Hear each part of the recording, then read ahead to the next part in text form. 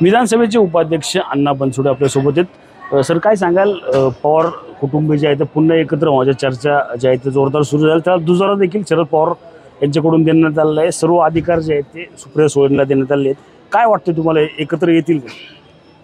तसं बघितलं तर देशाचे नेते म्हणून आदरणीय पवारसाहेब, राज्याचे उपमुख्यमंत्री, राष्ट्रवादी काँग्रेस पक्षाचे आमचे नेते आदरणीय दादा, ही भावना संपूर्ण महाराष्ट्राच्या जनतेचे, संपूर्ण महाराष्ट्रातील राष्ट्रवादी काँग्रेस पक्षातील दोन्ही पक्षातील कार्यकर्ते, आमदार, खासदार यांची आहे की दोन्ही पक्षांनी जर एकत्र आले तर खऱ्या अर्थाने महाराष्ट्रामध्ये ज्या पद्धतीने आपल्याला विकास करायचा त्या पद्धतीने विकास केला जाईल आणि सर्व कार्यकर्त्यालाही न्याय देण्याचा या दोन्ही पक्षाच्या एकत्र आल्याने होऊ शकते। अण्णा, आपण पाहिलं तर दोन्हीकडचे आमदार जे आहेत ते एकत्र येण्यास उत्सुक आहेत किंवा त्यांचा पाठिंबा देखील पाहायला मिळतो, मग काय एकत्र होत नाही?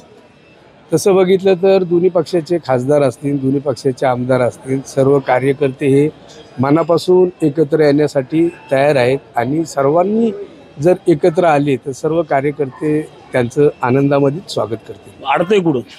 मला वाटत नाही की कोणीतरी मिठाचा खडा जर टाकत असेल तरी पण कुणी प्रयत्न जरी कितीही केला आणि शेवटी आदरणीय पवारसाहेब आहेत, आदरणीय दादा आहेत आणि आमच्यासारख्या सर्व कार्यकर्त्यांची मनापासून इच्छा आहे की दोन्ही पक्षांनी एकत्र यावे। त्यामुळं जो कोण मिठाचा खडा टाकत असेल तर त्याचा या ठिकाणी मला वाटतं काय निभाव लागणार नाही।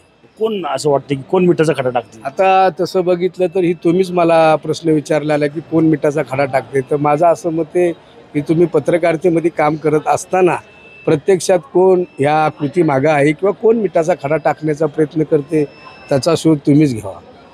नक्कीच पवार कुटुंब एकत्र यावं ही सर्वांची इच्छा आहे, मात्र यामध्ये कोणतरी मिठाचा खडा टाकतंय असं वक्तव्य जे आहे ते आता उपाध्यक्ष अण्णा बनसोडे यांनी या ठिकाणी केलं आहे। त्यामुळेच आगामी काळात पवार कुटुंब एकत्र येणार का नाही आता हेच पाहणं या ठिकाणी महत्त्वाचं राहणार आहे। रणजित जाधव, TV9 मराठी, पिंपरी चिंचवड।